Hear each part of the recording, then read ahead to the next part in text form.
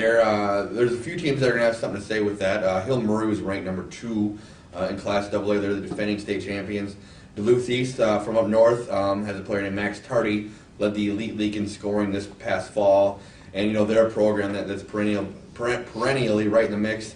Centennial won the Bantam Championship when this group of seniors were 9th graders. And they had 4 or 5 kids in that Elite League All-Star weekend, led by Tyler Pitlick, a Minnesota State Mankato recruit and possible future first or second round draft pick. And then Bloomington Jefferson's back in the top 5, and it's been a couple years since we've been able to say that. Yes, they had their glory years in the 90s, winning it 3 years in a row. I think they still have about 4 or 5 Jefferson grads playing the NHL right now, and I think Jefferson is, I don't know, they'll never get back to that level because everybody else, there's so much parity and stuff, but they're definitely going to be strong, and Lindquist will have them right up there near the top. Eden Prairie should be right up there.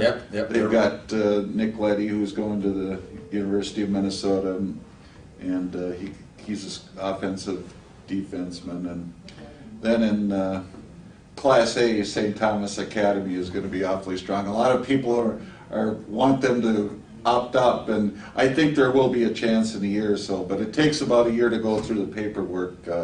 But the Vanellis have done a wonderful job with that program, and a lot of people don't remember, 5-6 years ago, St. Thomas Academy wasn't known for their hockey program. So, but I think it's time for them to opt up, and maybe after they do it this year. They've had a lot of players that have went to developmental programs, or like Anders Lee started at St. Thomas. He's at Edina, so a lot of talent there. Yeah, the top 2 teams in the Class A state rankings, St. Thomas Academy and Duluth Marshall.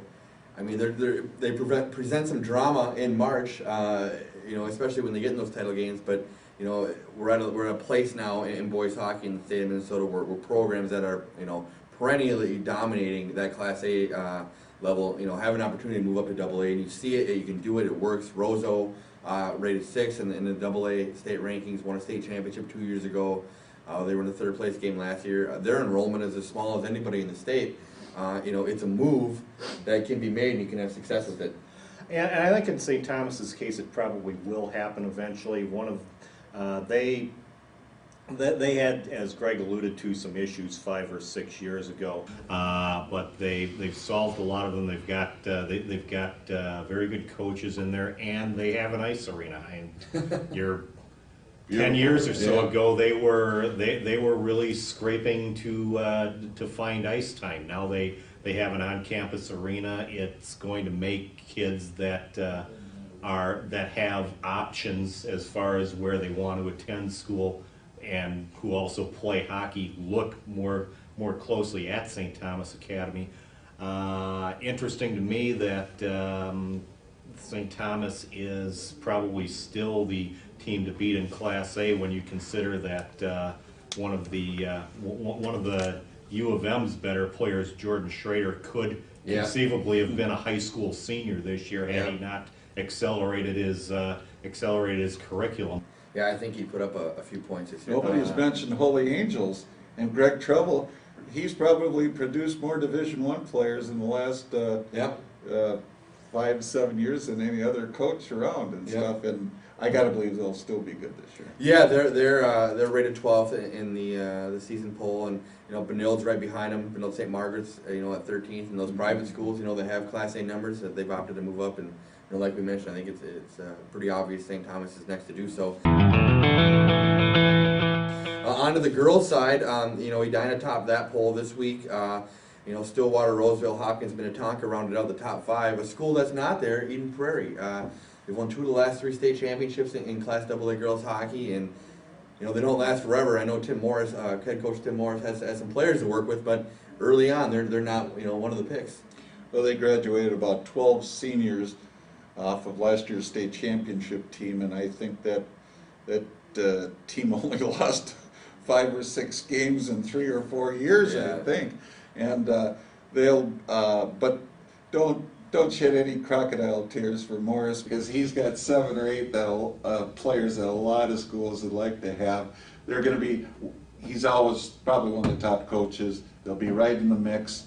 I think it's fun to see a little parity and stuff, and I think Eden Prairie, can't count them out of any game. No, they're still rated 10th, and chances are very good that by February they're going to have something to say with what goes on. Mike Class A girls hockey, Roseau topped that poll. They were state tournament team last year.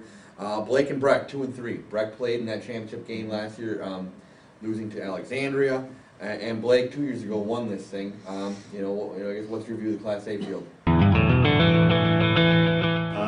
And Blake and Breck, I imagine, would probably have to play each other Twice. for and possibly in Yep. the section to get through to state. I have to like Breck's chances, if only because they pretty much destroyed one of my teams, Egan, the other night. And Egan is probably one of the 3 or 4 best teams in the Lake Conference. They're also a AA school.